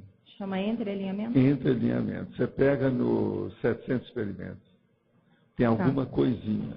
Mas eu ainda não trouxe verbete aqui sobre entrelinhamento, não. Tem que trazer mais dados. Você vai trazer? Oportunamente, né? Precisa de crescer mais um pouco. Você já viu que de vez em quando eu estou trazendo umas coisas de forma, de conformática, é para isso. Tá bom. Nós vamos chegar Obrigada. lá. Tá certo? Agora, gente, eu posso então agora começar a responder a 01. Deixa eu ver quantas tem, só para vocês não desanimarem. Tem 20? São só 20 perguntas, tá? E nós temos aí meia hora. Tá bom. Vai dar tempo. E depois eu vou chatear o nosso amigo que chegou. Sabe quem, né? O William. Estávamos em nosso grupo de estudo ontem à noite e ao interagirmos sobre energia imanente, ficamos com a dúvida se as consciências têm condições de alterar a energia imanente. Olha, não me informaram, mas tudo indica que se for relacionar com aquilo que nós conseguimos, elas têm condições de fazer as coisas que a gente não sabe como é que é. Agora, existe uma hipótese, que eu nunca falo aqui, mas que é bom a gente clarear. Quem modificar para valer, em definitiva, a energia imanente, vai criar novo cosmos. Isso é uma das técnicas que tem. Que a energia imanente é que comanda o cosmos. Esse negócio que a gente fala de primo pensene seria, na verdade, a manifestação da energia imanente. Agora, a gente usa isso, pedaço disso, e faz energia consciencial.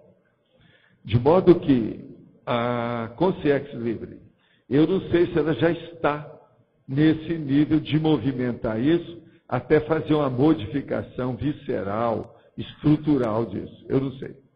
Agora, eu só quero lembrar uma coisa. Não fique dando muito valor para a energia, mesmo sendo energia imanente.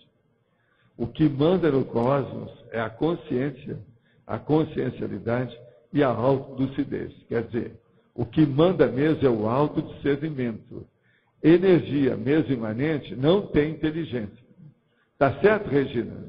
Então tá. Ó, se a Regina falou, a água parou.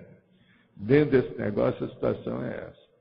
Agora, gostaria de saber o que o senhor recomendaria se há outras possíveis opções de fazer atares, além de ser instrutora dos tópicos da conscienciologia.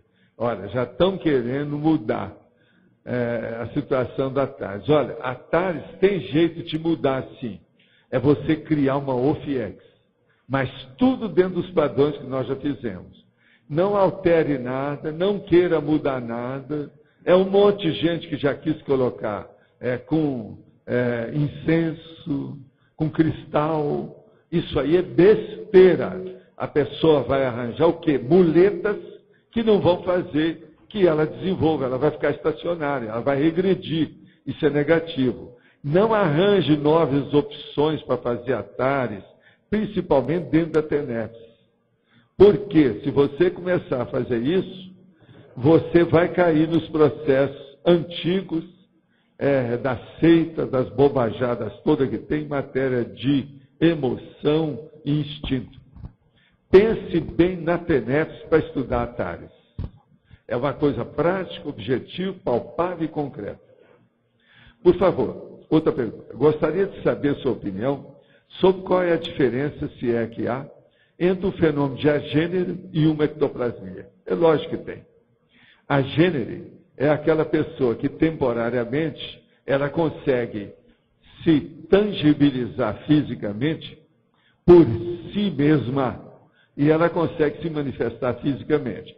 Então, é uma aparição tangível que dura algum tempo. Agora, a ectoplasmia propriamente dita é quando é feito através de ectoplasma de pessoas, tecnicamente estudando a situação, que corporifica aquela pessoa. Isso já é, então, um processo mais artificial. Já o agêneres é um processo mais espontâneo, é mais natural da situação. Portanto, essa é a diferença básica. Agora, tanto uma coisa quanto a outra são fenômenos dificílimos de se concretizar. Gostaria de saber se o amigo tem alguma dica de como faço para me livrar do instinto sexual que causa carência pela privação das práticas do sexo diário. Outras coisas me disseram que a TENEPS aumenta o apetite sexual. Por que isso acontece? Isso é normal? Não tem como evitar tal ocorrência sem recorrer a uma segunda pessoa para me aliviar? Se quiser, posso até citar meu nome. Estou nem aí, daqui a 200 anos isso não fará diferença mesmo. O caso é o seguinte, olha, eu vou falar uma coisa que eu só já falei nos meus cursos de sexologia. Eu então vou abrir o jogo aqui hoje. Isso eu ainda não falei, nenhuma textura, tá? Eu vou te dar, porque essa pessoa precisa, pela situação, eu conheço, eu não vou falar o nome dele, mas é bom. Ele merece, porque ele tem problema no corpo. Então a coisa é a seguinte, você vai pegar e colocar no seu apartamento ou na sua casa, eu não sei porque eu nunca fui lá, eu não sei se é casa ou apartamento atualmente onde você mora. E você vai arranjar um bidê. Agora, é o bidê daquele que tem duas saídas de água. Uma na vertical e outra baixa. Chama-se, no Brasil, às vezes eles gostam de chamar esse bidê de bidê português ou lusitano. Agora, o que se passa? Você vai colocar, esse bidê tem que ter água quente à esquerda e água fria à direita. Você vai sentar pelado em cima do bidê e vai tratar a água para ficar numa temperatura mais quente do que o necessário. Mas não pode queimar as suas partes. Partes que eu estou falando, as partes baixas.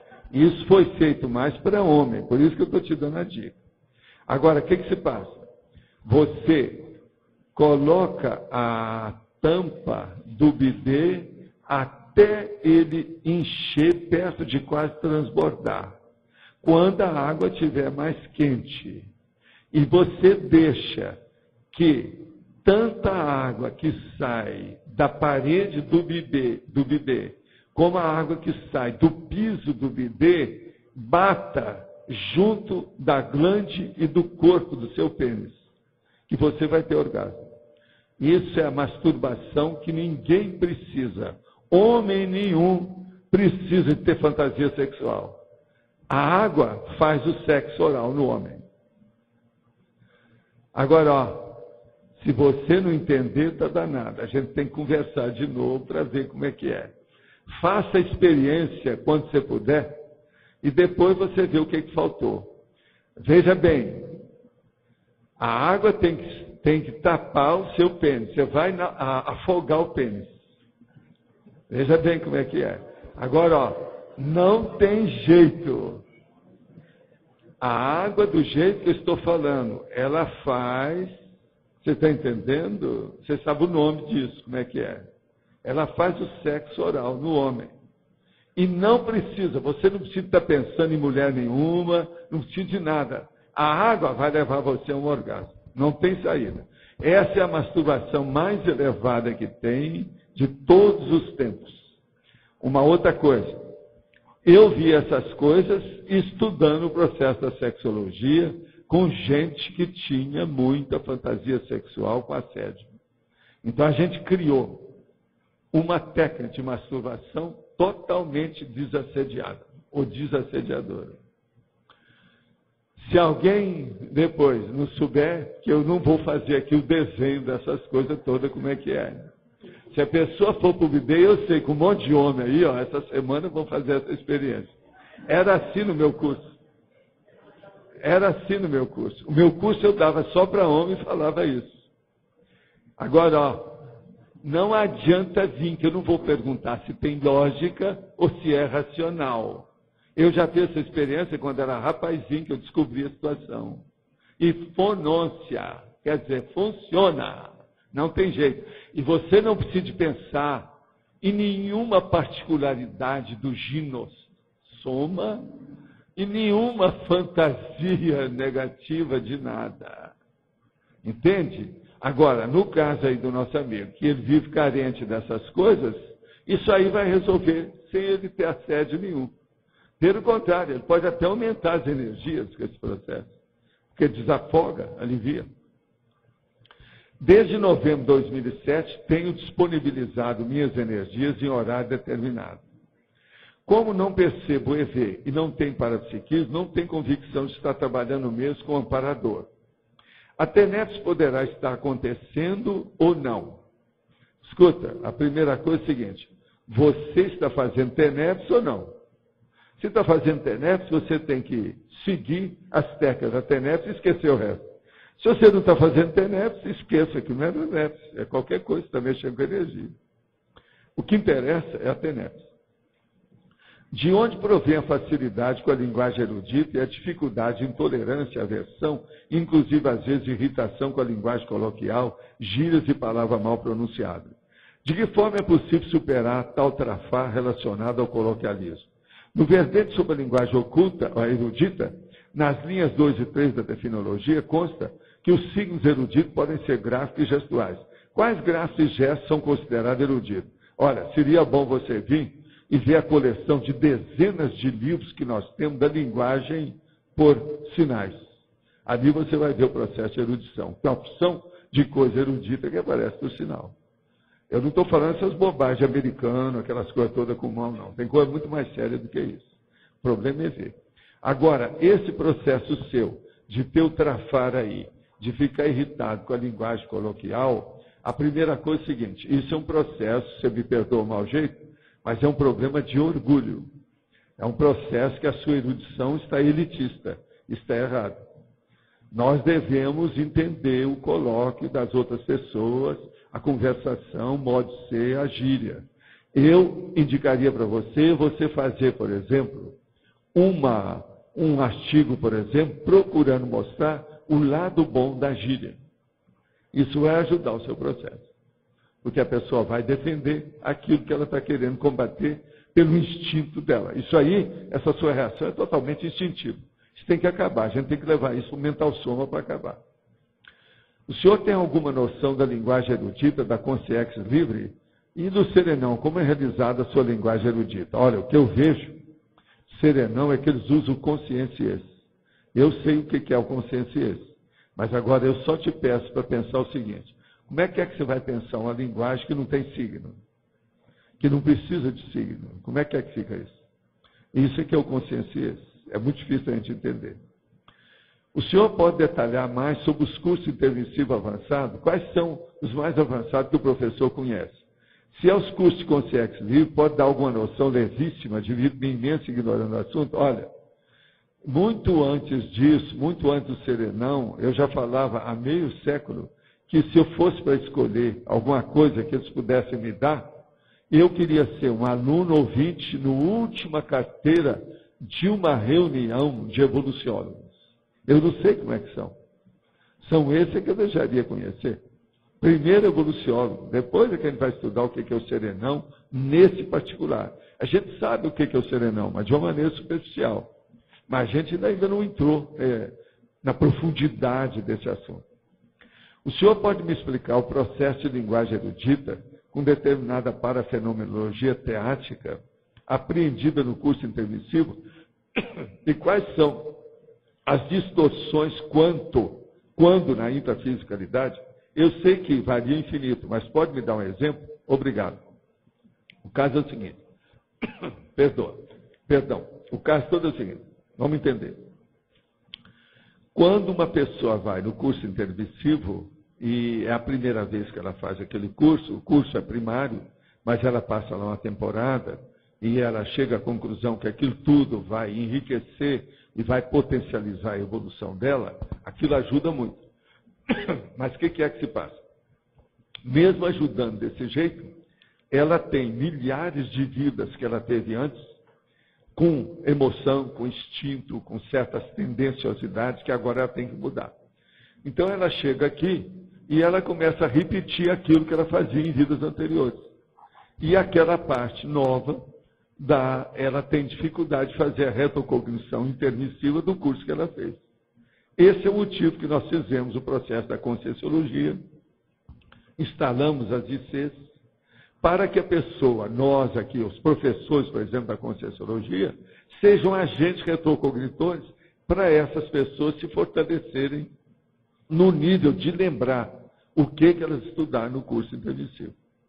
De modo que o processo mais sério aí da história é isso.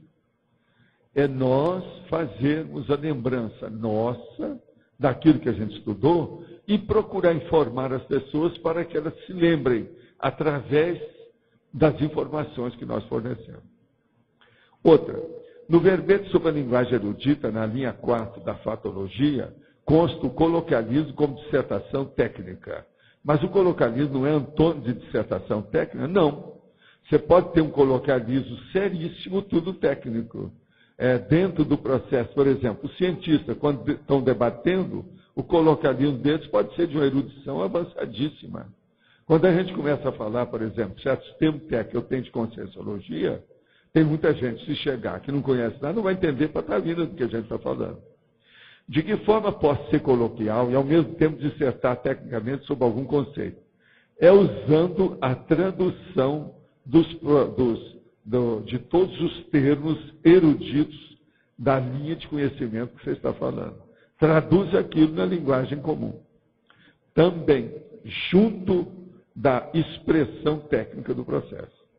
Ontem, conversando com um colega por telefone, a gente viu uma sobrecarga de trabalho, já que centralizam várias tarefas em poucas pessoas. Era para ser assim mesmo que a gente planejou no extrafísico, ou para ter mais pessoas atuantes?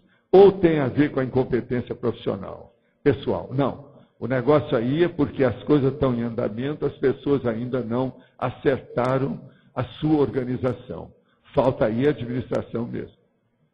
Na página 2, seção de neosinapsologia, qualquer estilo técnico estimula a neossinapse de quem lê, ou algumas características técnicas ajudam mais a criar sinapses. É lógico que algumas características ajudam mais, mas qualquer estilo técnico realmente pode ajudar a pessoa a criar neossinapses. Sem problemas técnicos é mais difícil a pessoa criar neossinapses, que ela vai ficar dentro do artesanato, do instinto, da linguagem oral, normal, das coisas todas. No verbete sobre a linguagem erudita, página 2, linha 2, da antagonismologia, o sertanismo tem relação com os bandeirantes e com Manchal Rondon? Ou o significado do verbete é outro? Não. Aonde que a gente fala em sertanismo, tem. Mas não é só isso. Tem também aquela pessoa, por exemplo, o Guimarães Rosa, o Mário Palmério, o outro Guimarães lá de Goiás, que andou escrevendo sobre as coisas. Tudo isso é um processo do country, é o processo da linguagem silvestre, campestre e outros nomes que tem.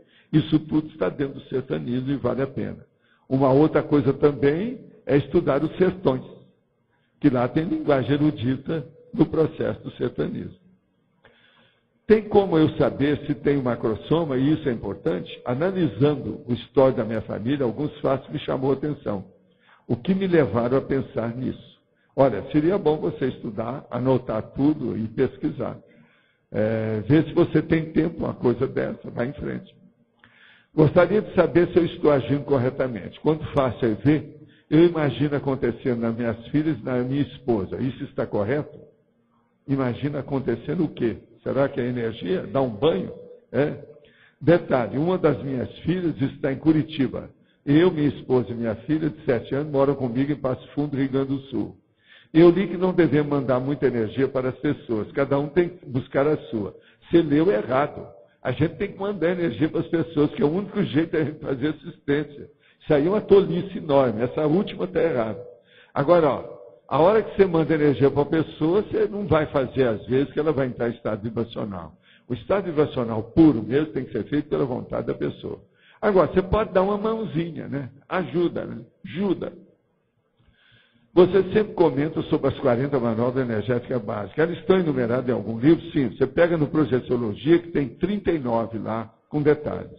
Agora, a última é o banho energético, a estasia de energia, que não precisa a gente falar muito, que esse é mais avançado. Então, é só pegar. Projeciologia, pega lá. Energia, que você vai ver. Já perguntei a algumas pessoas aqui em Sampa, mas ninguém soube dizer onde não encontrei. Olha, São Paulo está cheio de gente que eu tive trabalhando aí anos e anos, mas o povo ainda é anarfa. Anarfa em conscienciologia. Preciso estudar mais. Agora, o nosso amigo Marco, com alguns dos nossos amigos, está fazendo uma unidade lá muito séria de pesquisa, não é isso? Pesquisário. Vamos ver se lá a turma vai estudar as 40 manobras de energia. Agora veja, cadê a Pilar? Ela está aí, não? Não está, não. Senão eu ia perguntar para ela, quantas vezes eu falei nessas manobras lá em São Paulo? Quantos anos? O Maci está aqui. Ô, Maci, você sabe? O que adiantou? Aí, ó. Agora, ele vai falar, não, eu sou novo, eu cheguei ontem. Ok. Mas ele perguntou para um monte de gente que está lá, e ninguém está sabendo. Quer dizer, uma vergonheira. O problema do dinheiro sobe no paulistano, a cabeça dele fica alterada com o dinheiro. Temos que dar um jeito de mexer no mental soma de outras coisas. Qual a sua opinião sobre Esperanto? Li um artigo sobre o Estado Mundial propondo o idioma como opção do recurso linguístico para a integração dos povos. Não conheço o idioma, mas entendo os argumentos em seu favor. Primeiro, é universalista, não pertence a nenhuma nação. Além disso, tem regras simples sem ser simplório, facilitando o aprendizado geral. Como interpreta essa proposta? Olha, esse negócio de linguagem internacional foram feitas mais de meia dúzia delas, igual o Volapük e outras mais. Isso não funciona. Por quê? Há um princípio básico em matéria de linguística que diz o seguinte, a língua tem que funcionar sem ser artificial. É a própria vida que tem que levar a fazer essa língua. Do jeito que nós estamos aí, a língua melhor que tem aí, substituiu o latim até agora, que não é o ideal, é o inglês. Do jeito que as coisas estão caminhando, por enquanto, o que está, vamos dizer assim, se mantendo e segurando a barra é o inglês. Agora, Esperanto é uma língua artificial, isso não leva a nada. As pessoas não nascem já estudando Esperanto. Para colocar ele funcionar, vai dar muito problema devido à linguagem local, o idioma local. Eu estudei Esperanto na década de 50. Cheguei até a escrever artigo para ajudar os outros dentro da União da Mocidade Espírita de Uberaba, falando a favor do Esperanto, para ver se ajudava eles. Agora, o que se passa? Não adianta nada, porque na prática isso não corresponde àquilo que a gente precisa. Ela é uma língua artificial. As línguas têm que ser naturais, espontâneas, é da própria consciência. E outra coisa, se você for estudar o Noam Chomsky, com todo o processo da genealogia do problema da língua, estudar semiótica e outras coisas mais, você vai ver que língua artificial não vai corresponder àquilo que a gente quer para o Estado mundial, não. Tem que pegar aquilo que já existe. No orientalismo, a referência ao suposto atingimento do estado da cosmoconsciência através de processos meramente energéticos, como despertar da Kundalini pelos chakras, ou processo de restrição da atividade mental. Até que ponto esses processos são pertinentes, uma vez que a intelectualidade e a erudição são indissociáveis da evolução? Olha, você me perdoa, o orientalismo, nesse ponto é zero à esquerda, não vale nada. Se valesse, já teria acabado com a bovinolatria, que é a adoração da vaca, e outras coisas mais. Há quanto tempo que eles estão lá? E outra coisa, eles teriam acabado com o processo do assédio, o heteroassédio, o autoassédio. Ninguém fala nisso. Tudo eles levam para um lado romântico, literário, lírico, muito bonito, mas poético. Isso não resolve nada. Nós temos que ver o lado ruim e o lado bom das coisas. Analisar uns e outros para ficar só com o lado bom. De modo que, processo de Kundalini, por exemplo, você não vê ninguém falar em pré-Kundalini, que é uma das coisas mais sérias que tem. O que a gente tem mais contato direto com a matéria é a planta do pé, é o plano do chakra. Você não vê falar em pré-Kundalini. Antes de chegar a energia na Kundalini do sexo chakra, vem a planta do pé. Está pegando energia onde você põe o pé aí agora. Ó. Veja bem, por que o orientalismo nunca falou nisso? Eu não entendo por quê. Por que é que eles nunca falaram em desassédio? Quer dizer, são as crianças. Não resolve. É uma beleza, mas eles pararam no tempo, porque acharam que aquilo tudo leva à verdade absoluta, ficou um dogma, e eles colocaram aquilo como uma verdade para sempre. E não fizeram mais pesquisas. Então, negócio de orientalismo, do ponto de vista parapsíquico, de evolução, não é a mesma coisa daquilo que nós falamos. Não resolve nada. Se resolvesse, eu estaria aqui com os monges, estaria falando com vocês sobre o processo todo lá, dessas linhas deles que tem quantos séculos. Isso não resolve nada. A maioria aqui já passou por isso. O que deu? Não deu nada. A coisa só está começando a clarear através dos cursos intermissivos, porque fala a verdade na cara da pessoa. Soco na cara, fratura exposta, impacto terapia, porque senão não adianta. Outra coisa. Poderia comentar um pouco mais sobre os problemas que uma pessoa pode ter devido à sua força presencial? Qual é a responsabilidade cosmoética de uma pessoa com esse trafor? Olha, a responsabilidade é enorme, mas agora é preferível ter o trafor do que não ter. É preferível arrostar as dificuldades e pagar o ônus de ter uma força presencial do que não ter. Eu sei como é que é isso devido aos meus processos de energia. Sempre tive problema. Eu já tentei me esconder de tudo quanto é jeito. Não resolve. Eu já fiz até disfarce. No fim, eles acham a gente. Há um processo meu terrível, que uma vez eu fui levar uma tia lá para o Centro Espírita Cristófilos. Na hora que eu levei, nós sentamos atrás, tudo, eu só fui falar com o povo, que eu ia falar depois, comunicou lá uma consciência e falou, esse rapaz que está aí pode dirigir a mesa tal ali, que era a mesa de desobsessão. Agora, ninguém lá me conhecia. A minha tia abriu os olhos desse tamanho. O que é isso? Porque ela sabia também que nós nunca tínhamos ido lá. Então, vocês vejam, a força presencial mais séria não é a física.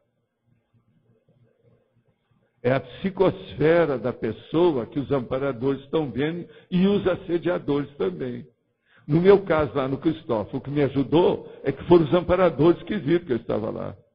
Entende? Mas agora veja. Uma pessoa que tem muita força presencial e ela fica mexendo com energia, até sem perceber nos outros, ela vai mexer no assediador da outra pessoa, ela vai pensar que está sendo invadida, a presa, a vítima dela, ela vem contra a pessoa. Isso acontece nas melhores famílias.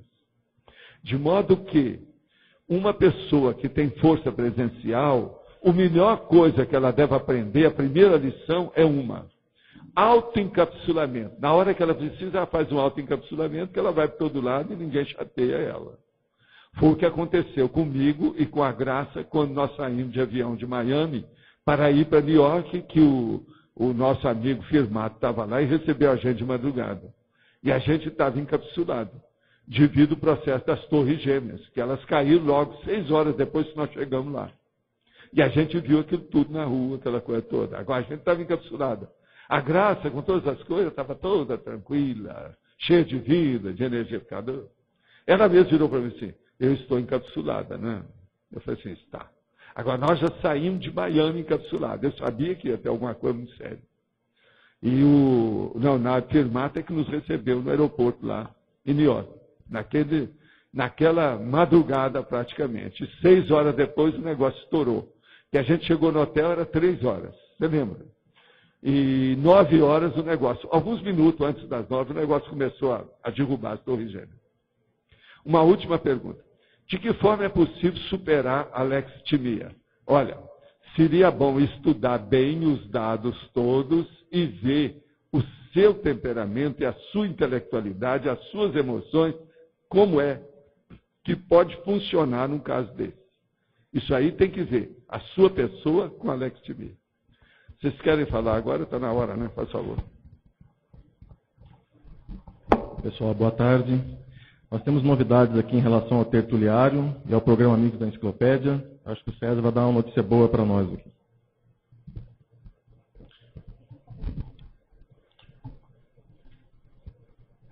Pessoal, primeiramente, muito boa tarde a todos. Em relação à inauguração do tertuliário, esse é o primeiro recado importante. Muita gente tem perguntado se realmente vai inaugurar dia 30 de novembro. Então, nós estamos confirmando, vai inaugurar sim, dia 30 de novembro, sem ser esse final de semana, o próximo, ok? E gostaríamos de pedir a todos que ajudassem a criar um grande movimento dentro da CCCI, para estar todo mundo ciente dessa data e a gente lotar o tertuliário no seu primeiro dia de estreia, ok? Quem tiver a oportunidade de ir lá conhecer as obras, vai ver que o negócio está na reta final, essa semana vamos começar a colocar as cadeiras, não tem como não inaugurar dia 30, será inaugurado daqui a 2 semanas. Quem está em casa e quiser vir fazer parte, por favor, venha, vai ser muito bacana a comemoração. É um domingo, sem ser esse domingo próximo, né, do final de semana que vem, o outro. Esse é o primeiro recado. Segundo recado muito importante, nós gostaríamos de agradecer as pessoas que estão contribuindo com valores para a construção do tertuliário. Nós tivemos uma grata notícia ontem, o pessoal da África se cotizou lá através do Lourenço Pina, a gente vai receber uma doação, uma cota de R$10 mil do pessoal que está nesse instante lá na África assistindo. Eu acho que isso aí mostra um pouco, dá uma ideia da amplitude dos nossos trabalhos. E recebemos também uma ligação do pessoal de Florianópolis, que também, através de uma itinerância do professor Mário Oliveira lá em Florianópolis, conseguiram dar um resultado de lucro líquido de R$4 mil também para o tertuliário. Com isso, então, daquelas 16 cotas que a gente tinha, nós calculamos que hoje nós estejamos precisando de 11 cotas aproximadamente de R$10 mil. Eu queria, inclusive, pedir para o pessoal atualizar o site da Tertúlia. Né? Então, esses são os recados em relação ao tertuliário, mas o pessoal aqui vai continuar falando. Pessoal, a gente vai fazer uma promoção dos artigos do tertuliário até o dia 30, para a gente fazer uma arrecadação final em prol do tertuliário. Todos os artigos que vocês já viram aqui, as bolsas, camisetas, canetas, tudo com 15% de desconto e ainda ganha um chaveiro, não é isso, Flávio? Chaveirinho ainda vai ganhar um chaveirinho. Então, assim, a partir de amanhã, no cafezinho ali no final da tertúlia, a gente vai estar também dando continuidade ao mutirão. Nós estamos com 327 amigos da enciclopédia. A gente mantém a meta de 400 amigos, né? E a gente trouxe aqui uma ideia para nós pensarmos juntos na questão dos assuntos que são discutidos aqui e dos benefícios da gratidão que a gente tem por estar aqui nesse ambiente, nesse trabalho otimizado de energia. E a gente conversou com alguns colegas aqui que citaram algumas ideias. Por exemplo, curso intermissivo constante. Então, a pessoa, quando chega aqui, tem essa sensação de ser um curso intermissivo constante. A questão do autodesassédio, a questão do heterodesassédio e todas aquelas outras questões materiais que a gente já citou aqui, água, luz, ar-condicionado. Então, são benefícios práticos, teáticos, que a gente sente participando desse ambiente aqui. A gente está há 6 anos quase, né? Acho que a gente pode agora retribuir tudo que a gente vem recebendo nas tertúlias, de autodesassédio, de heterodesassédio. A gente vê como a gente está melhorando, como o nível de consciencialidade está aumentando. Acho que essa gratidão que o Eduardo está falando é muito importante. E o Eduardo não falou, mas a gente colocou uma listagem de coisas ali que é bom a gente se conscientizar. São quantas lâmpadas acesas, 8 aparelhos de ar-condicionado, é a água que está geladinha, fresquinha, é a presença do professor Valdo, que é um curso gratuito, é tanta coisa que é o funcionário que vem todo dia varrer isso aqui, né? Então gasta sabão em pó, gasta um monte de coisa, um monte de produto que custa caro, a gente tem que ir no mercado comprar. Então, essas coisas, gente, são dinheiro. Então, a gente vê que o Amigos da Enciclopédia é uma forma razoável da gente estar colaborando com o CAEC para manter mensalmente esses custos. É um mínimo que a gente pensa que a gente pode estar colaborando para manter essa situação. Então, quem puder, se associe. Se não puder pagar os R$60, faça a sua proposta. A gente parcela em muitas vezes. A gente já não sabe mais quantas vezes, mas parcela muitas vezes, para que a gente possa ter uma tranquilidade na manutenção desse trabalho. E tem mais uma novidade também, é que a Meg Store está agora, começando hoje, uma xepa intelectual com toda a renda voltada para o tertuliário. Como é que funciona? As pessoas que têm livros em casa e que não queiram mais, livros de preferência novos ou seminovos, não muito velhos, fazem a doação aqui para a xepa, para nossa standzinho. Esses livros entram ali e vão ser vendidos todos com 50%. Esse dinheiro integralmente vai ser doado para o tertuliário. A gente começou a feirinha hoje, já vendemos R$99. Então, por exemplo, vocês vão ter todos esses livros, mas assim, olha, princípios básicos da análise do comportamento. São livros bons, as pessoas estão doando livros em inglês, livros ótimos da área da saúde. Então, vale a pena o pessoal comprar, quem estiver precisando, e quem quiser colaborar, pega o seu livro que você não queira mais em casa, traz para doação, a gente coloca na feirinha, 50% é vendido, vai para o tertuliário, tá certo? Então, vamos ajudar aí para ver o que a gente pode... Bom, gente, na sequência, eu queria avisar a todos sobre um presente, na verdade, assim, uma doação que os tertulianos aqui de Foz estão fazendo para os teletertulianos, tá? Então, assim, ontem nós anunciamos, alguns voluntários aqui de Foz do Iguaçu estão disponibilizando cupons, vouchers, vales de pacote de viagem, que inclui passagem aérea e hospedagem. Então, nós estamos disponibilizando isso para os teletertulianos que queiram vir para Foz. Cada pacote vale para 2 pessoas viajarem juntas. E qual que é o benefício desse pacote? As 2 pessoas vão viajar pelo preço de uma, ou seja, há uma economia de 50%, né, para os integrantes da viagem. Até o momento, nós temos 20 vouchers, 20 cupons disponíveis. Então, podem vir até 40 pessoas aqui para Foz. As pessoas que estão querendo vir para Foz ainda este ano, aproveitando inclusive a inauguração do tertuliário, que vai ser no próximo dia 30 de novembro, precisam retornar para as suas cidades de origem até o dia 15 de dezembro. Existe a possibilidade desses vouchers, desses vales, serem utilizados também para viagens compreendidas no período de 1º de fevereiro a 30 de junho do ano que vem. Mas nós vamos estar confirmando essa informação para vocês amanhã, tá certo?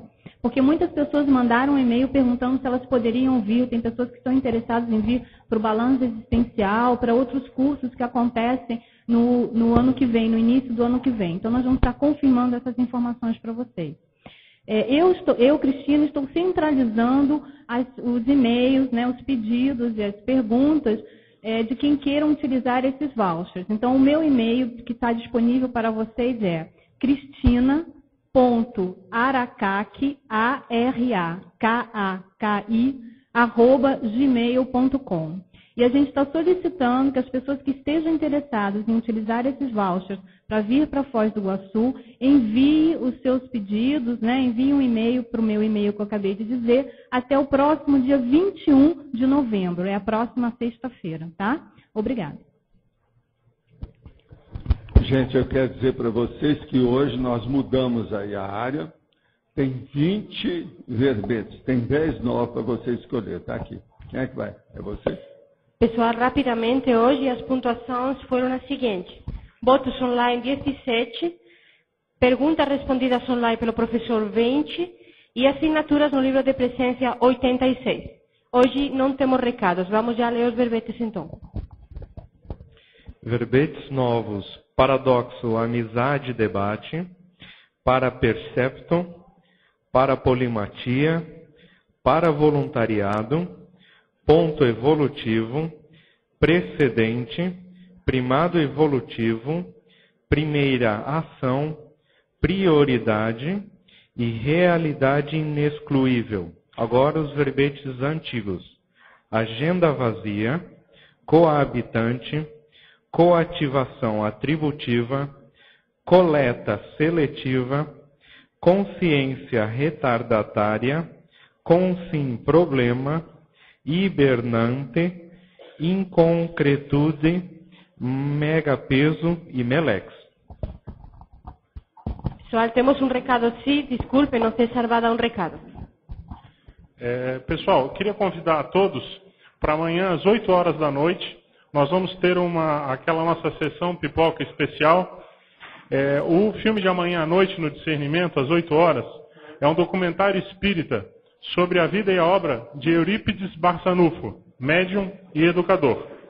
O professor Valdo já citou em tertúlia a hipótese dele ser um desperto, e é um documentário que vale a pena ser assistido. Para quem não conhece nada da história do Eurípides Barçanufo, vale muito a pena a pessoa ir lá amanhã à noite e assistir esse documentário. Então fica o convite, amanhã 8 horas da noite, no Discernimento. Muito obrigado.